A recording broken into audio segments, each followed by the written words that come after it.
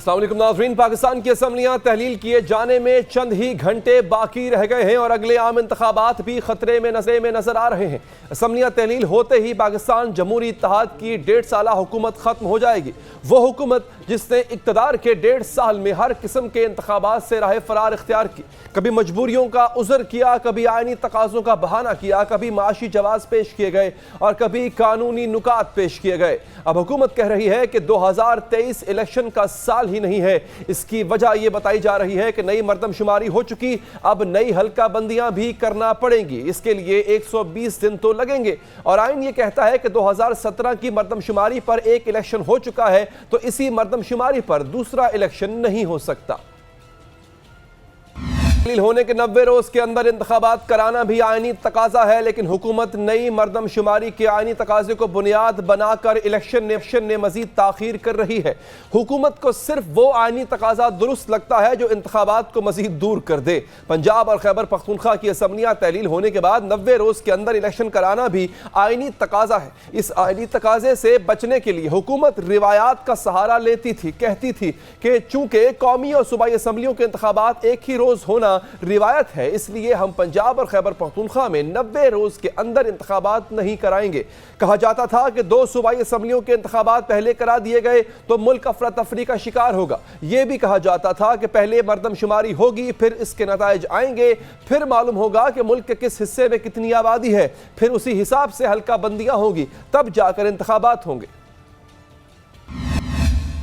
جب مردم شماری ہو گئی اور حکومت کی مدت پوری ہونے کا وقت بھی قریب آ گیا تو کہا گیا کہ انتخابات تو پرانی مردم شماری کے تحت ہی کرائے جائیں گے، یعنی جس مردم شماری کے تحت صوبائی اسمبلیوں کے انتخابات نہیں ہو سکتے تھے، اسی مردم شماری کے تحت عام انتخابات کرانے کا عندیہ دے دیا گیا۔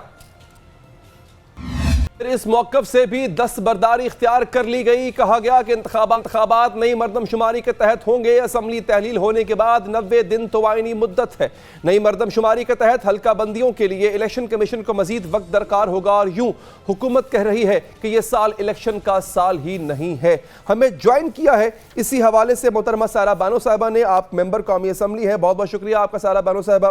پنجاب کے پی اسمبلی الیکشن نہیں ہوئے، جنرل الیکشن اس سال نہیں لگ رہا کہ ہوں گے، بلکہ خود کہہ دیا کہ نہیں ہوں گے۔ ہوگا کیا؟ اپوزیشن کے حصے میں جگ ہسائی آئے گی؟ کیا رسوائی بچی ہے اپوزیشن کے حصے میں سائرہ صاحبہ؟ نہیں جی، آپ نے کہا یہ جگ ہسائی اور رسوائی، اپوزیشن آپ نام لے کے کہہ دیجئے کہ ان کے حصے میں جگ ہسائی اور یہ رسوائی ہے۔ اچھا، ہم تو اپنا جو اپوزیشن کا کردار ہے وہ بخوبی نبھا رہے ہیں۔ اب باقی جو 22 ان کی جو پاکٹ ٹیم ہے پی ڈی ایم کی، آپ ان کے بارے میں بات کر سکتے ہیں۔ باقی یہ کہ دیکھیں جس افراتفری میں یہ لوگ آئے تھے کہ وہ کہہ رہے ہیں کہ ان کو اپنی بقا، اپنی وہ دوسرا لفظ اچھا نہیں لگتا کہ موت نظر آ رہی تھی، تو پھر یہی سب کچھ ہونا تھا۔ آئین اور قانون تو ویسے بھی اس ملک میں ایسا کچھ تھا نہیں، کیونکہ اگر آئین کی کتاب پڑھیں تو جو ایک بنیادی حقوق ہے اس میں سے کوئی ایک حقوق بھی یہ سیاستدان بتا دے مجھے، یہ جو سو کالڈ لیڈرز ہیں، کہ یہ ہم نے عوام کو یہ حقوق دیے ہیں، تو پھر جو ابھی دیکھنے میں جو آئین تھا وہ بھی ٹوٹ چکا۔ غیر قانونی اور غیر آئینی حکومتیں چل رہی ہیں، اور ابھی بھی آپ نے کل وزیر داخلہ کا بیان سنا ہوگا کہ الیکشن 60 اور 90 کی بحث یہ لوگ چلا رہے تھے، تو انہوں نے کہا اگر 90 دن میں نہیں ہوئے، 120 دن میں ہو جائے تو کیا ہو جائے گا؟ تو بھائی پھر رہنے دیں، پھر 365 دن اور اس سے بھی آگے کر دیں، ہو تو کچھ بھی نہیں جائے گا۔ تو ایسے ہی ہے جو اپنے آپ کو آئین اور وہ کیا کہتے ہیں جمہوریت کی علمبردار جماعتیں کہہ رہی ہیں، جب وہ ایسی باتیں کر رہے ہیں تو پھر وہ کہتے ہیں نا کہ ایک عام بندے میں کیا طاقت ہو سکتی ہے کہ ان کی کسی بات سے روگردانی کریں یا آواز اٹھائیں۔ تو یہ بتائیں اپوزیشن کا لاہ عمل کیا ہوگا؟ مزاحمت ہوگی، صبر شکر ہوگا، کوئی مشترکہ پلان بنائیں گے آپ، کوئی مشترکہ محاذ کھڑا کریں گے آپ، کریں گے کیا؟ دیکھیں ریزسٹنس تو بالکل بھی نہیں ہے۔ راجہ ریاض صاحب کہہ چکے ہیں کہ وہ نیکسٹ الیکشن میں نون لیگ کے کینڈیڈیٹ ہوں گے، تو پھر آپ کس ریزسٹنس کی توقع کر رہے ہیں؟ جتنے بھی ہیں وہ سب نے اپنی اپنی پارٹیز بتائی ہیں، کوئی پیپلز پارٹی میں جا رہے ہیں، کوئی جے یو آئی میں جا رہے ہیں، تو وہ بیٹھ کے جو نیکسٹ الیکشن جس ٹکٹ پہ لڑنے وہ کیسے کچھ کر سکتے ہیں؟ پچھلے جمعے کو راجہ صاحب نے 2:30 بجے ایک میٹنگ کال کی تھی، ہمیں کہا کہ 2:30 بجے ہم بیٹھ کے ان ناموں کو زیر بحث اور زیر غور لایا جائے گا، لیکن اس کے بعد انہوں نے 12:30 1 بجے وہ میٹنگ کینسل کر دی کہ ہم منڈے سے یہ بات کریں گے. اب کل منڈے کو آئے ہیں تو سیشن واپسی پہ مجھے پتا چلا کہ انہوں نے اپوزیشن کو ڈنر پہ بلایا اور اس میں یہ بات ہوگی. لیکن جو ریئل اپوزیشن ہے انہوں نے 3 لوگوں کو نہیں بلایا. وہ میں بھول گئی کہ انہوں نے اپنے 22-24 ساتھیوں کو بلایا تھا. چترالی صاحب, ڈاکٹر فہمیدہ مرزا اور مجھے انہوں نے انوائٹ نہیں کیا تھا. اور ابھی تک ہم سے نہ کوئی نام لیا, نہ اس کے اوپر بحث آئی, نہ کوئی اپنا نام انہوں نے بتایا, اور نہ گورنمنٹ کی طرف سے کوئی اشارے یا اندیے دیے کہ ان کی اس طرف ہے. کیونکہ ہم نے کہا بھی تھا کہ وہ نام آپ ہمیں بتائیں, کیا پتہ اس نام پہ اپوزیشن کو اعتراض نہ ہو. لیکن ابھی تک یہ جب میں آپ سے بات کر رہی ہوں تب تک ہمیں کسی چیز میں شامل نہیں کیا گیا. تو سارا صاحب اب وجہ کیا ہے؟ اپوزیشن جماعتوں کا اتحاد کیوں نہیں بن پایا؟ ایم آر ڈی بنی تھی, پی این اے بنی تھی, چلیں یہ پی ڈی ایم بن گئی تھی جب عمران خان کی گورنمنٹ تھی. کیا وجہ ہے؟ کیا عمران خان اس کی وجہ ہے؟ وہ نہیں اتحاد, ان کی وجہ سے اتحاد نہیں بن پاتا؟ وہ اتنی اسٹرانگ اپوزیشن کر رہے ہیں, وجہ کیا ہے؟ ہاں جی صحیح کہہ رہے ہیں, ایسے ہی ہے. میں تو کہہ رہی ہوں سیٹ چینج کر دینی چاہیے جس طرف اپوزیشن بیٹھتی ہے, کیونکہ ان نشستوں میں کچھ ہے کہ وہاں سے آپ کو مسائل اور ان کا جو ادراک اور آنے والی مصیبتیں اور پریشانیاں صاف دکھائی دیتی ہیں, لیکن اس ڈائریکشن سے دکھائی نہیں دیتی. اور میں اس 1 پیج سے تو میں بہت ہی تنگ ہوں. 1 پیج آپ کا ملکی سالمیت کے لیے ہونا چاہیے, اپنی پالیسیز کے لیے ہونا چاہیے, اس دنیا میں ہمارا کیا مقام ہے اس کے لیے 1 پیج ہونا چاہیے. یہ کوئی سیاسی جماعتوں کو ادھر ادھر کرنے کے لیے 1 پیج تھوڑی ہونا چاہیے. مجھے تب بھی اعتراض تھا, لیکن وہی بات ہے کہ وہ اس وقت نگار خانے میں طوطی کی آواز کون سنتا ہے, اور ابھی بھی ایسے کوشش تو کرتے رہتے ہیں. لیکن مجھے نہیں, میں نے آپ کو جیسے کہ بتایا ہے کہ جو بھی 24-25 لوگ ہیں ان کا یہی ہے کہ ہم اس پارٹی میں جائیں گے یا اس پارٹی میں جائیں گے, تو پھر وہ اپوزیشن کا کردار ہو نہیں سکتا. اور ظاہر ہے ہم لوگ سندھ میں ہیں, پھر دوسری جماعتوں سے بھی ہوتا ہے, جیسے ابھی پی ٹی آئی کے وہاں پر اپوزیشن لیڈر نہیں تھے, تو جو بھی بات چیت یا مشاورت ہے, ایک جمہوری عمل تو چلنا چاہیے. تو جے یو آئی یا اس سے پھر وہ ہم پر بھی تنقید ہوئی. پھر کتنی جگہوں پر جے یو آئی سے 2018 سے سیٹ ایڈجسٹمنٹ چل رہی ہے, جہاں پر ان کے فالوورز ہیں, جدھر پیر صاحب کے فالوورز ہیں, تو وہ تھوڑا ایسے ہوتا رہتا ہے. لیکن مجھے نہیں پتا کہ ملک کے وسیع تر ملکی مفاد میں یہ جماعتیں کیا فیصلہ کرتی ہوں اور پھر کیا ہوتا ہے. میں تو ابھی طفل مکتب ہوں, اس لیے مطلب بہت چھوٹا سا ایسے تو رہنے دیجیے مجھے. ایک وہ جسے وہ تھا نا معصومانہ سوال, آپ کا اتنا ہی معصومانہ جواب تھا. سارا صاحبہ, 1.5 سال میں آپ نے کیا کچھ دیکھا اس اسمبلی میں؟ جماعتوں نے کیا ایسا غیر آئینی کیا؟ کیا کرنا چاہیے تھا جو نہیں کیا؟ کس چیز کو ملوز خاطر نہیں رکھا؟ اس 1.5 سال میں کیا الفاظ ایسے, پھر وہ کہتے ہیں نا کہ خیر آپ کون سا ایکسپنج کریں گے غیر پارلیمانی الفاظ. نہیں آپ بتائیں. لیکن آپ بتائیں. بہت برا کردار رہا ہے ان کا. اور میں آپ کے پروگرام میں کہتی ہوں کہ ایک وقت آئے گا, مجھ سے کسی نے پوچھا تھا کہ آپ مستقبل کیا دیکھ رہی ہیں, تو اس وقت میں نے کہا تھا کہ پیپلز پارٹی اور پی ٹی آئی کو احتجاج کرتا ہوا دیکھ رہی ہوں مستقبل میں. لیکن انہوں نے بیانیہ بنانا سٹارٹ کر دیا ہے. کل کی بھی آپ سپیچز دیکھیں تو ان سب کو روتا ہوا دیکھ رہی ہوں میں. اور اس دن میں ہنسوں گی, میں یہاں پر ہوں یا نہ ہوں, اس دن میں ہنسوں گی. اور یہ جتنی مرضی تکلیف اور کرب میں یہ جمہوری جماعتیں ہوں گی نا, میرا نہیں خیال, میں اور میرے جیسے بہت سے ہم خیال لوگ اور بھی ہیں کہ ہمیں فرق پڑے گا. کیونکہ انہوں نے وہ کام کیے کہ جو ایک گورنمنٹ آ کے نہیں کر سکتے. تو ان 14 جماعتوں نے جو بھی ایک ان کا ایک گھپا گھٹالا تھا, انہوں نے جو کیا ہے اس ملک کے ساتھ, اور میں بس کیا بتاؤں. لیکن سارا صاحب اب یہ بھی تو ہے نا کہ اب کمبل کو چھوڑتے بھی جا رہے ہیں سب. بلاول سٹاف کی سٹیٹمنٹ بڑی اہم ہے کہ 1.5 سالوں میں انہوں نے انجوائے بھی کر لیا, جاتے جاتے بیان بھی وہ دے کے چلے گئے اپنی ہی حکومت کے خلاف.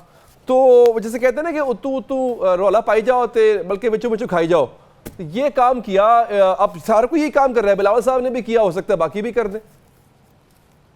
ہاں وہ ایسے ہی ہیں. وہ تو دیکھیے 5-6 ماہ سے بیانات ان کے چل رہے ہیں کہ اب ان کے وزراء بلز کے خلاف بولنا شروع ہو جاتے ہیں, لائسنس نہیں ملے اس کے خلاف, لیکن ساتھ بیٹھے ہوئے. وہ ایک اکثر خواتین کا ایک فکرہ ہوتا ہے نا کہ بس دل تو نہیں ہے میرا, बच्चों की खातिर गुजारा कर रही हूँ, तो वो पता नहीं अब किसकी खातिर गुजारा कर रहे हैं, दिल तो नहीं है इनका साथ बैठने का। तो ऐसी कौन सी मुसीबत है भैया? आप अपनी आप में जब आप एक अपने आप को लीडर कहते हैं, आवाम के तर्जुमान कहते हैं, तो फिर थोड़ा सा उस आवाम जो 25 करोड़ जिसमें मैं भी शामिल हूँ, कीड़े मकोड़ों की भी तर्जुमानी कर लीजिए। ज़रूरी थोड़ी है कि आपने अपनी वो करके अपना ये थोड़ी करना है कि आइंदा के लिए हमारे लिए मुश्किलात ना पैदा करें। आपने ही आना है।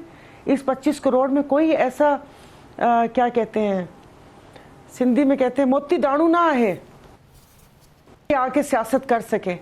तो बस ठीक है, अल्लाह खैर सल्ला। पहले हमने इतने साल में वो क्या कहते हैं इनको भुगता, आगे फिर अगली नस्लों को भुगतेंगे। नहीं तो इससे बिलावल साहब ने कहा कि नौजवान मायूस हैं। सारा साहबा, क्या वाकई ऐसा है? नौजवान मायूस है, अब सबसे मायूस है। देखिए बज़ाहिर तो यही नज़र आ रहा है। वो कहते हैं कि खुदा ने आज तक उस कौम की हालत नहीं बदली, ना हो ख्याल जिसको खुद अपनी हालत आप बदलने का। तो बस हम लोग भी ऐसे ही बातें ही करते रहते हैं, खाली बातें ही हैं। लोग मायूस हैं और जो कुछ कर सकते हैं, जो अपना हिस्सा डाल सकते हैं, वही बात है कि ड्राइंग रूम में बैठ के कॉफ़ी पीते हुए या सिगार पीते हुए अफसोस करना, तो बस ऐसे ही है, गोंगलुओं पर से मट्टी झाड़ना। अच्छा सारा साहब, के लिए किया तो कुछ भी नहीं ना किसी ने। ठीक है सारा जी, आप इतनी बात करती हैं, तालीम को तो छोड़ो, तरबियत दे दे। अच्छा, आप इतनी बबांगे दोहल बात करती हैं सारा साहिबा, आपको कभी किसी ने रोका नहीं? रोकता नहीं है आपको? और अगर रोका तो कैसे कैसे रोका गया? नहीं, ऐसे नहीं रोका। मेरी एक स्पीच के हवाले से बहुत होता है रोके मुझे अपने साथियों पे, और मुझे अफसोस होता है कि आपके वो जो कहते हैं ना, हम तो बचपन में पहले वो दीवारों पर आकर लिखते होते थे, नडर दलेर बेबाक क़यादत। जो नडर दलेर बेबाक क़यादत खुद ही कुर्सी के नीचे छुपेगी तो फिर अवाम 25 करोड़ अवाम का क्या? नहीं जी, मैं बड़ी बात नहीं कर रही, अल्लाह पाक की ज़ात से ही डरती हूँ मैं, और मुझे नहीं रोका अभी। और मैं अगर हक बात पे खड़ी हूँ तो ये सिर्फ किताबी बात नहीं है, मैं अपनी हक बात पे खड़ी रहूँगी। चलें ठीक है सारा साहब, इंतहाई मशकूर हूँ आपने प्रोग्राम के लिए वक्त निकाला। और बड़े अहम नाज़रीन, मुल्क में 16 महीनों से पेशगोइयाँ चल रही हैं और एक से बढ़कर एक अनहोनी हो रही है। लगता है पूरा मुल्क ही पेशगोइयों पे चल रहा है। सवाल यह है कि क्या ये अनहोनियाँ फितरी हैं या सब कुछ बाकायदा मनसूबाबंदी से हो रहा है? ये अनहोनियाँ भी अजब अनहोनियाँ हैं नाज़रीन, कि जिनके होने की पहले से ही पेशगोइयाँ हो रही हैं। सवाल ये भी है कि ये कैसी अनहोनियाँ हैं जिनकी खबर बाखबर सहाफ़ियों के पास होती है। ऐसे सहाफ़ियों में ऐसे ही एक सहाफ़ी हैं हसन अयूब साहब, जो ऐसी अनहोनियों की कबल इस वक्त निशानदही करते आ रहे हैं। उन्होंने अभी चंद दिन पहले 3 अगस्त को पीटीआई चेयरमैन की गिरफ्तारी की पेशगोई की, और वो 5 अगस्त को तोशाखाना केस में 3 साल के लिए नाअहल होकर अटक जेल के मेहमान बने। उन्होंने 1 महीना पहले अपनी कई एक ट्वीट्स में यह भी पेशगोई कर दी थी कि नाअहल होना ठहर गया, सुबह हुआ के शाम हुआ।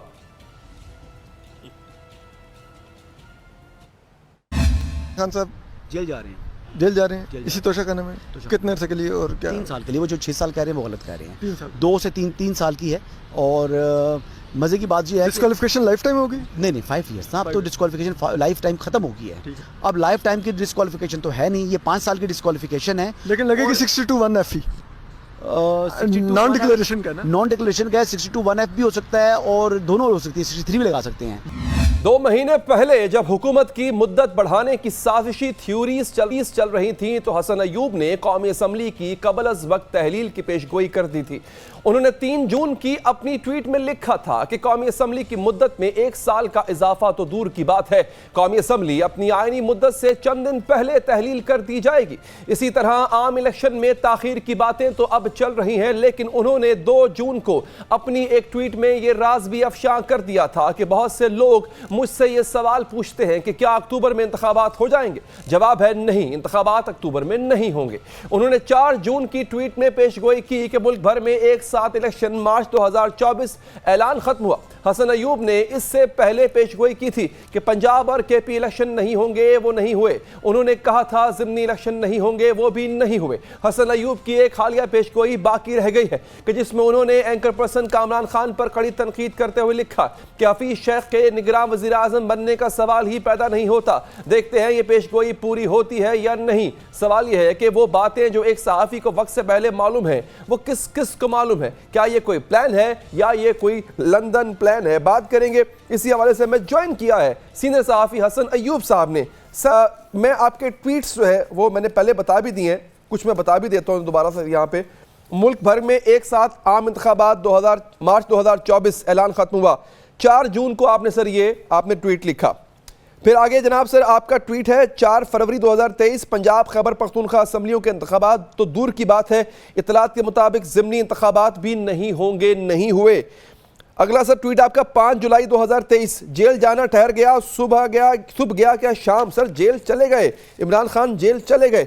اچھا پھر آپ نے 5 اگست کو آپ نے یہ ٹویٹ کیا 12:13 پہ, ابھی فیصلہ نہیں آیا تھا. آپ نے لکھا جیل جانے کا وقت ہوا چاہتا ہے, جج صاحب نے ابھی فیصلہ نہیں سنایا تھا. سر آگے بڑھتے ہیں. سر آپ نے جیل جانا ٹھہر گیا, صبح گیا یا شام, آپ نے دوبارہ اس کو ٹویٹ کیا تھا 8 جولائی 2023 کو سر, یعنی 1 مہینہ پہلے.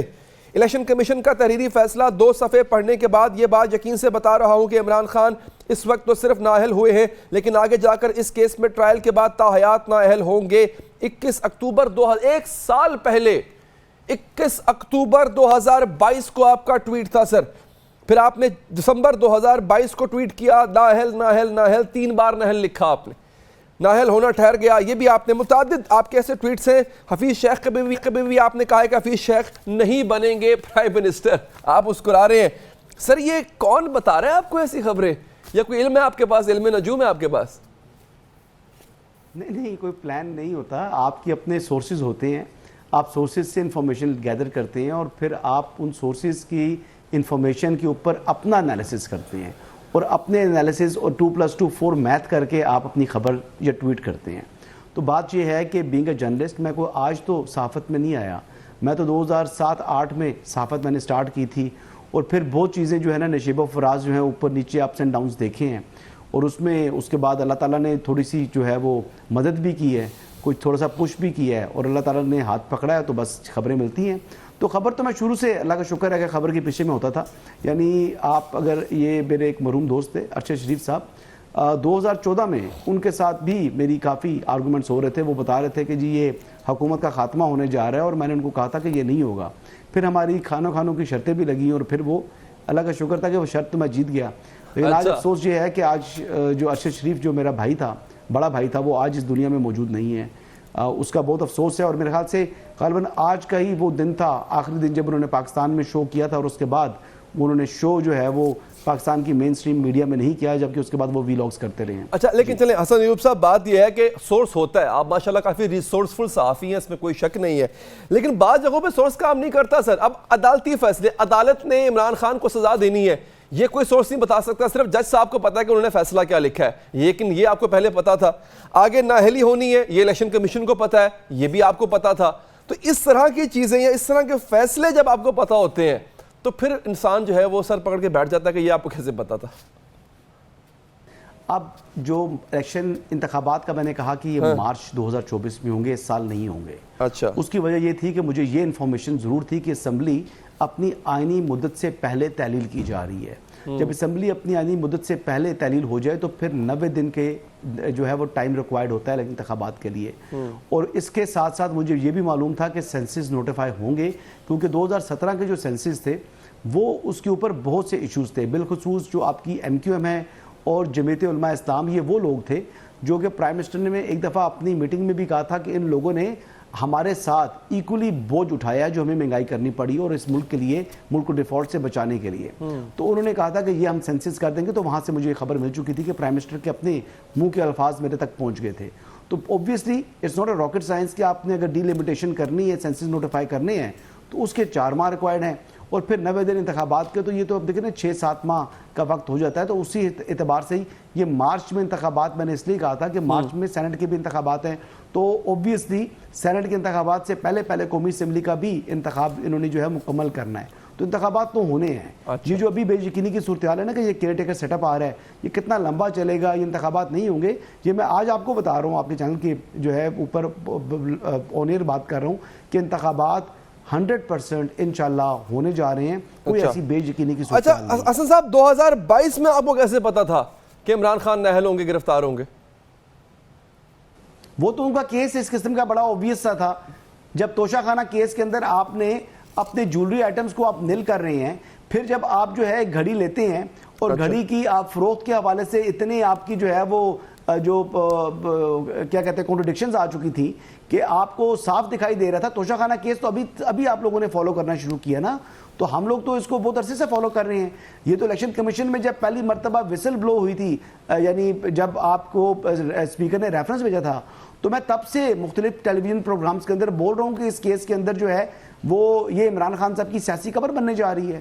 تو یہ تو آپ نے اگر کورٹ رپورٹنگ کی ہو اور آپ کو ایک کانسیکوینس کا پتہ ہو کہ جو یہ بندہ ایکشن کر چکا ہے اس کا کانسیکوینس کیا ہوگا, تو وہ تو کوئی زیادہ پریڈکٹ کرنا مشکل بات نہیں ہے. جہاں تک آپ مجھے کہہ رہے ہیں کہ شاید مجھے کوئی فیڈ کر رہا ہے, تو بھائی جو فیڈ کرتے ہیں یہ تو اتنا مستقبل کے جو حالات ہوتے ہیں نا وہ اللہ تعالیٰ کو پتہ ہے کل کس کی بادشاہی ہے, یہ اللہ کو معلوم ہے. ہم تو اپنا انالیسس کرتے ہیں, 2+2 4 میتھ ہوتا ہے, پلس کچھ ایکسپیرینس ہے اور کچھ جو ایسے جو لیگل مائنڈز ہیں جن کے ساتھ میری گفتگو ہوتی ہے جہاں سے مجھے بھی سیکھنے کا بہت موقع ملتا ہے. تو میں سارا دن سپریم کورٹ میں ہوتا ہوں اور اگر وہاں پر بھی آپ دیکھیں تو پاکستان کے ٹاپ کے لائرز آتے ہیں, ان سے بھی ہم یہ ڈسکس کرتے ہیں کہ یہ جو ایکشن ہے اس کا کانسیکوینس کیا ہوگا. تو وہ کانسیکوینس تو معلوم تھا مجھے.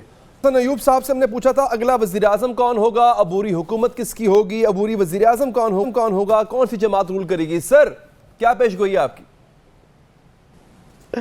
نہیں دیکھیں, اب میں آپ کو یہ, اگر آپ عبوری کے حوالے سے جو کیئر ٹیکر کی بات کر رہے ہیں تو کیئر ٹیکر کے حوالے سے جو میری اطلاع ہے کہ بڑوں نے جو ہے وہ فیصلہ کر لیا ہے, اچھا, وہ کہ پنجاب سے نگران وزیر اعظم نہیں ہوگا.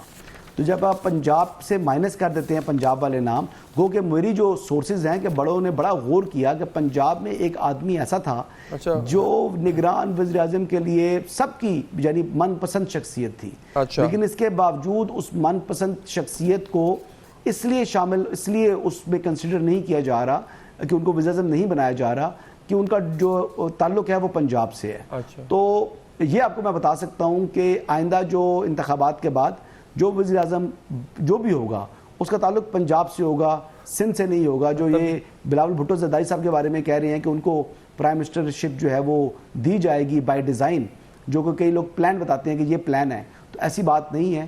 ویسے تو انتخابات ہوں گے اور پھر دیکھتے ہیں کہ کون جیتتا ہے کون ہارتا ہے. یہ تو آنے والا وقت اللہ ہی بہتر جانتا ہے کہ کس پر پاکستان کے جو عوام ہے وہ اپنے اعتماد کا اظہار کرتے ہیں. لیکن بظاہر مجھے اگلا وزیر اعظم جو ہے وہ پنجاب سے آتا دکھائی دے رہا ہے, اور یہی وجہ ہے کہ نگران وزیر اعظم پنجاب سے نہیں ہوگا. اچھا, تو یہ بڑے کون ہیں حسن ایوب صاحب؟ یہ راجہ ریاض اور شہباز شریف ہیں بڑے سر. اگر یہ بڑے ہیں سر تو ان کی ابھی تک مشاورت شروع نہیں ہوئی ہے, تو اب آپ کو کیسے پتا چلا پنجاب کے حوالے سے آپ کو کیسے پتا کہ پنجاب کا فیصلہ تو ابھی ہونا ہے سر؟ سر آپ کو کیا لگتا ہے یہ جو سیاسی آپ ٹی وی پر خبریں چلتے ہوئے دیکھتے ہیں, معذرت کے ساتھ آپ ٹی وی پر جو خبریں چلتے دیکھ رہے ہوتے ہیں, یہ آج میٹنگ ہوگی, آج اجلاس ہو گیا, آپ کو کیا معلوم کہ کتنے اجلاس ہو رہے ہوتے ہیں, پس پردہ کتنی گفتگو ہو رہی ہوتی ہے, کیا کیا کچھ نہیں ہو رہا ہوتا. یہ پاکستان کی تاریخ اگر سیاسی اٹھا کے دیکھیں وہی بات ہے نا. پرابلم یہ ہے کہ ہم اسی چیز کو تسلیم کرتے ہیں جس کو ہماری آنکھیں دیکھ رہی ہوں, یا ہم ٹی وی پر ویژولز چلتے ہوئے دیکھ رہے ہوں. بہت سی ایسی میٹنگز ہوتی ہیں جو رپورٹ ہی نہیں ہوتی, بہت سے ایسے اجلاس ہوتے ہیں جن کا آپ کو مجھے علم ہی نہیں ہوتا, وہ بعد میں پتہ لگتا ہے جی فلاں جگہ ملاقات ہوئی تھی تھرڈ پرسن کی طرف. ٹھیک ہے, ان نون بندے کے گھر جو ہے وہ 2 بڑے بیٹھ جاتے ہیں, 3 بڑے بیٹھ جاتے ہیں, بیٹھ کے ملاقات کر لیتے ہیں, نہ ان کے ساتھ سٹاف ہوتا ہے نہ کوئی چیز ہوتی ہے, آپس میں بیٹھ کے جو مشاورت کر کے معاملات طے ہو چکے ہوتے ہیں. تو یہاں پر جو ہے وہ یعنی فزیکلی بیٹھنا بھی نہیں, آج کل تو ورچولی بھی آپ بیٹھ کر ایک دوسرے سے مشاورت کر لیتے ہیں, یا بیچ میں اپنے کسی بندوں کے تھرو مشاورت کر لیتے ہیں. تو یہ ڈیسیجن جو ہے یہ میں آپ کو بتا رہا ہوں کہ یہ former prime minister Nawaz Sharif جو ہے, اگر کہہ دیں کہ اس میں اگر جس کا سب سے بھاری ووٹ ہے, جس کی سب سے زیادہ منشا چل رہی ہے, ان کا نام سابق وزیر اعظم نواز شریف ہے. اچھا, عمران خان کا بتا دیں سر, عمران خان کا کیا ہوگا؟ عمران خان صاحب کے جو وکلا نے ان کو مروایا ہے, ان کا جو توشہ خانہ کیس تھا اس کے اندر انہوں نے کوئی ڈیفنس نہیں لیا. اس میں جو عمران خان صاحب کے وکلا تھے انہوں نے اس کیس کو سیاسی انداز میں لڑا, اس کو لیگل نہیں لڑا. انہوں نے کوئی اپنے جو ایکسپرٹ وٹنسز نہیں دیے, انہوں نے اس کے اندر کوئی جو عدالتی جو ہے نظیریں یا فیصلے جو کیس لاز جو ہیں وہ پروڈیوس نہیں کیے اپنے حق میں. اور جو فارم بی کے حوالے سے ڈیکلیریشن کا معاملہ تھا تو وہ بڑا obvious ہے کہ جب آپ اس کو نل کر رہے ہیں جیولری آئٹم کو تو وہ پھر اس کا کانسیکوینس ہوتا ہے, وہ پھر آپ کو جو ہے اس کو بھگتنا پڑتا ہے. تو یہ چیزیں تو انہوں نے ایکوائر کی تھی توشہ خانہ سے, لیکن توشہ خانہ سے چیزیں ایکوائر کرنے کے بعد ان کو اپنے گوشواروں میں ظاہر نہیں کیا, بالخصوص 2018 والے میں اور 2019 والے میں. تو پھر اس کا کانسیکوینس تو یہی تھا کہ انہوں نے جو ہے وہ کنوکٹ ہونا تھا. اور ابھی بھی کنوکشن کے بعد اب جو اپیل میں جو غلطی کر رہے ہیں چیئرمین تحریک انصاف کی جو لیگل ٹیم ہے, وہ ایک یہ ہے کہ یا ایک یا میکسیمم 2 وکیل ہونے چاہیے.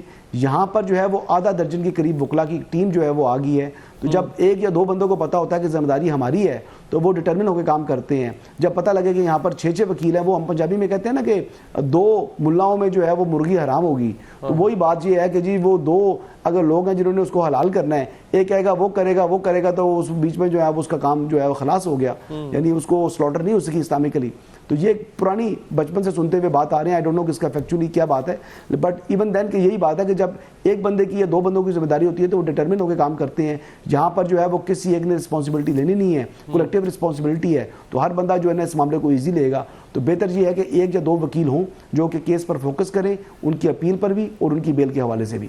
ٹھیک ہے حسن صاحب, بہت بہت شکریہ سر کہ آپ نے پروگرام نکالا. آگے بڑھتے ہیں ناظرین.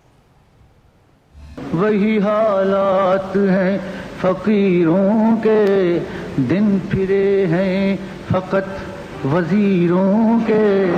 جب سے میں نے یہ ذمہ داری سنبھالی 11 اپریل 2022 کو, پچھلے سال آج تک کسی کالم نویس نے, کسی صحافی نے کوئی سٹوری لکھی ہو خلاف, کوئی تنقید کی ہو, کوئی مہربانی کی ہو, میں آپ سب کو گواہ بنا کر کہتا ہوں کہ آج تک میں نے کبھی نہ کسی سے گلہ کیا. یہ آپ کا فرض ہے.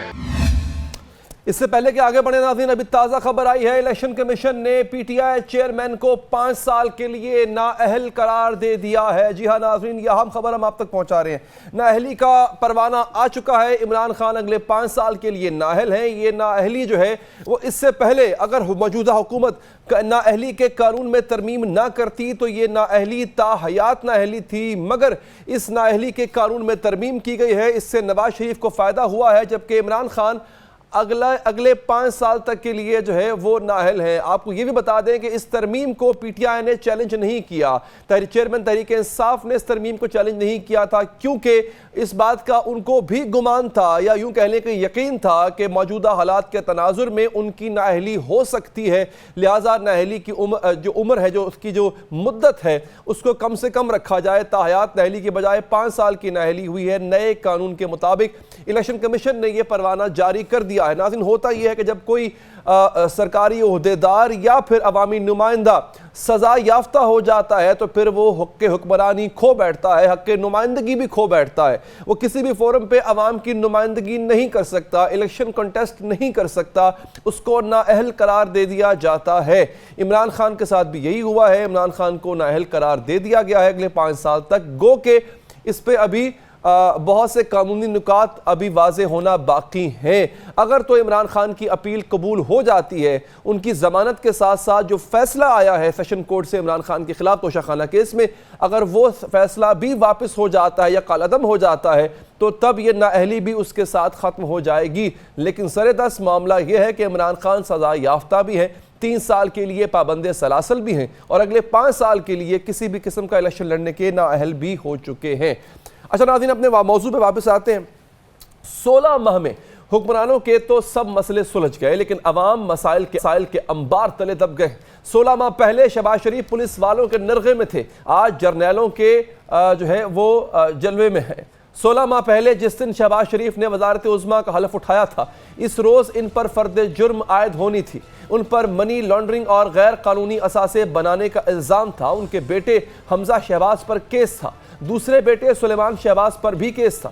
عدالت میں پیش نہ ہونے کی وجہ سے سلیمان شہباز تو اشتہاری اور مفرور قرار پائے. اسحاق ڈار پر معلوم آمدن سے زیادہ اثاثے بنانے کا کیس تھا. ان کی اثاثے اور جائیدادیں منجمد کی تھی, وہ بھی کیس کا سامنا کرنے کے بجائے ملک سے باہر تھے. انہیں بھی عدالت مفرور قرار دے چکی تھی.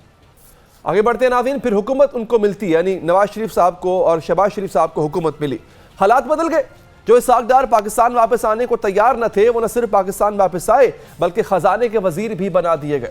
جو سلیمان شہباز، اشتہاری اور مفرور تھے وہ پاکستان واپس آئے، پہلے انہیں حفاظتی ضمانت ملی، پھر کیسز سے بھی بریت ملی۔ حمزہ شہباز اور شہباز شریف بھی کیسز سے بری ہو گئے۔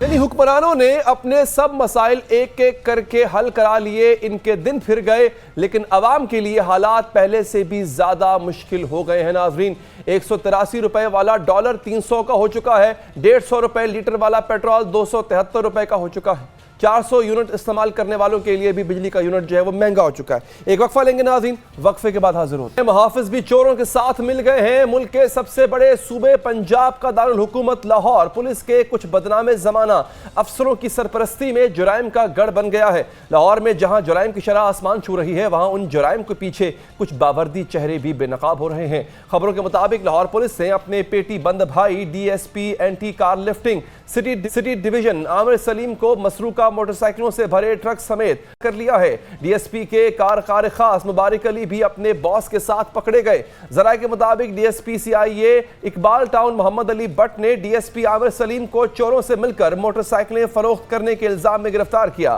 ملزموں نے چوری کی موٹر سائیکلیں 7,000 روپے فی موٹر سائیکل کے حساب سے فروخت کی تھی۔ یہ وہی عامر سلیم ہے جنہوں نے 3 اگست کو ماسٹر چابی سے موٹر سائیکلیں چوری کرنے والے گروہ کو گرفتار کر کے ان کے قبضے سے 16 لاکھ مالیت کی تریا موٹر سائیکلیں اور 4 رکشے برآمد کرنے کا دعویٰ کیا تھا، لیکن پھر خود ہی جرائم پیشہ نکلے۔ عامر سلیم لاہور پولیس کے پہلے پولیس افسر نہیں جو جرائم پیشہ نکلے ہیں۔ اس سے پہلے ایس پی اینٹی کار لفٹنگ آفتاب پھلروان بھی سنگین واردات میں ملوث پائے گئے تھے، جبکہ 5 پولیس اہلکار بھی 5 اہلکاروں کو بھی حراست میں لیا گیا۔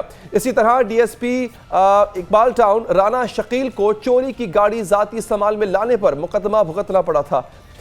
اسی طرح سی آئی اے سٹی کے سب انسپیکٹر کو بھی حراست میں لیا گیا۔ S H O civil lines کو رشوت ستانی پر پکڑا گیا، جبکہ انچارج انویسٹیگیشن شاد باغ کو بھی بچی جلانے کے الزام میں گرفتار کیا گیا تھا۔ لاہور پولیس کی تاریخ میں شہباز تتلہ کیس بھی اہم نوعیت کا ہے، جس میں ایس پی مفخر عدیل نے اپنے دوست اور سابق assistant advocate general Shahbaz Tatla کو بے دردی سے موت کے گھاٹ اتار دیا تھا۔ S S P Qamar Zaman نے ایسی حرکت و سکنات کے پیش نظر لاہور پولیس اور خاص کر سی آئی اے کو مچھلی منڈی قرار دیا۔ انہوں نے انکشاف کیا ہے کہ یہ لوگ صبح آ کر دکانیں کھولتے ہیں، دہاڑی لگاتے ہیں اور چلے جاتے ہیں۔ ناظرین، 5 اہلکار ایس ایس پی پھلروان نے 5 اہلکاروں کو گرفتار کیا تھا۔ میں یہاں اس کی وضاحت کرتا چلوں، اس کی تصحیح کرتا چلوں، وہ یہ لوگ ملوث سے، یہ 5 اہلکار جو ہیں۔ بات کریں گے شراز صاحب سے۔ شراز صاحب بتائیے گا، ہمارے نمائندے شراز صاحب بتائیے گا کہ